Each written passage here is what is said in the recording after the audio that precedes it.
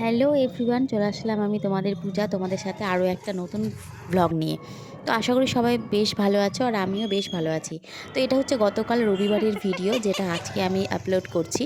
এটা হচ্ছে আমি যাচ্ছিলাম একটু মেহেদীপুর, কারণ আজকে ছিল সূর্য পুজোর ব্রত। তো আমি তো ব্রত করেছিলাম, অঞ্জলি দেব না, কারণ আমাদের 1 বছর এখন অশুচি চলছে। তো যে কারণে আমি এখানে রওনা দিয়ে দিয়েছি। বড়দি এসেছিলো, জামাইবাবু রেখে গেল। আমরা হ্যান্টাগাড়ি থেকে গাড়ি ধরলাম, তারপরে এখানে নিয়ে নিলাম মিষ্টি। তো দিদি নিল পুজোতে দেবে, আর আমি তো পুজোতে দেবো না, তো মা বাবার জন্য মিষ্টি নিলাম। তারপর আবার গাড়িতে রওনা দিয়ে দিই। আর এই বলতে বলতে দেখতে পাচ্ছ আমি কিন্তু বাড়িও পৌঁছে গেলাম। আর যথারীতি সবার যা হয়, মেয়েদের অপেক্ষায় মা আমার আবারও সেই আমাদের অপেক্ষায় বাইরে দাঁড়িয়ে। আমি জানো তো প্রতিটা বার যখনই যাই, আমি এরপরেও শেয়ার করব তোমাদের সাথে, আমি গিয়েই দেখি যে সদর দরজায় মা আমাদের জন্য ওয়েট করছে, যে যায় না কেন। মা অনেক আশা করে থাকে যে আমার মেয়েরা কখন আসবে। আসলে মা একটু একা একা থাকে, তো আমরা 3 বোন থাকতাম। তো যাই হোক, মা খুব একা হয়ে গেছে। তো তারপরে যাই হোক, এখানে আমরা করছিলাম পিঠে।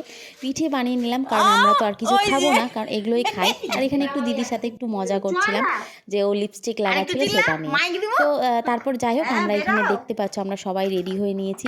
আমি পরেছি বড়দির শাড়ি, ছোটদি পরেছে মার শাড়ি, বড়দি পরেছে মার শাড়ি। সবাই মিলেমিশে করেছে। আমি তো শাড়ি টাড়ি নিয়ে যাইনি, তো দিদির শাড়ি পরেছে। আর বেশ ভালো লাগছিল, সবাই মিলে আমরা পুজো দিতে যাচ্ছিলাম। আর ছোটদি জামাইবাবু গিয়েছিল আগে, আর আমি আর বড়দি গিয়েছিলাম একসাথে।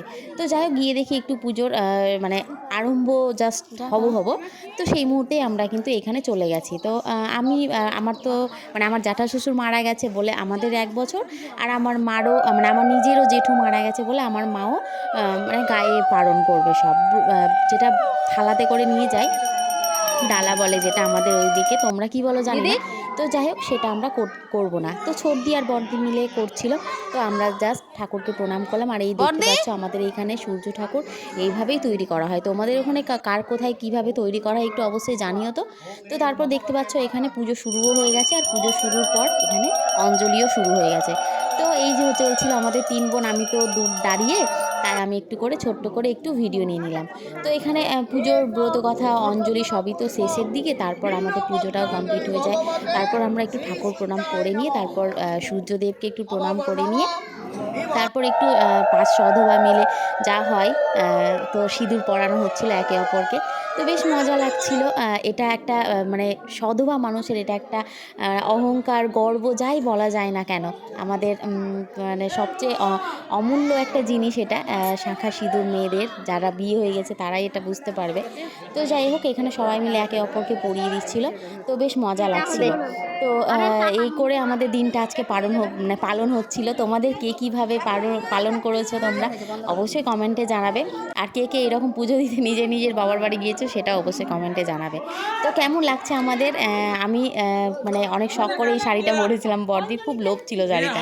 তো যাই হোক, আমার মতো কে কে নিজের দিদিদের ওপর এইরকম সব জিনিসে অধিকার জমাও একটু জানিও তো। আমি তো সব জিনিসে অধিকার জমাই, আমার আসলে ভালো লাগে। তো যাই হোক, এখানে কাকিমারাও ছিল। তারপর এইখানে পুজো টুজো দিয়ে তারপর আমরা একটু জেঠির বাড়ি দেখা করি। তারপর বাড়িতে এসে এখানে আমরা খেয়ে নিই সেই পিঠেটা যেটা তৈরি করেছিলাম, কারণ আমরা এবার রওনা দেবো। 3 বোনেই গিয়েছিলাম, আবার 3 বোনেই চলেও এসেছি কালকে। তারপরে তো এই পুচকিটার সাথে একটু মজা করছিলাম, খেলছিলাম, কারণ ওকে যেমন যেমন বলা হচ্ছিলো তেমন তেমন করছিল। তো যাই হোক, আমার ভিডিওটা আমি আজকে এই পর্যন্তই শেষ করছি। সবার কেমন লাগলো অবশ্যই জানাবেন। আর দেখা হবে পরের কোনো একটা নিশ্চয়ই নতুন কোনো ভিডিও নিয়ে। তো সবাই ভালো থাকবেন, সুস্থ থাকবেন, দেখা হবে পরের কোনো একটা ভিডিওতে। আর কেমন লাগলো আমার ভিডিওটা অবশ্যই কমেন্টে জানাবে, আর ভালো লাগলে একটা লাইক কমেন্ট শেয়ার করে দেবেন। তো দেখা হবে পরের কোনো ভিডিওতে। আজকের মতো টাটা।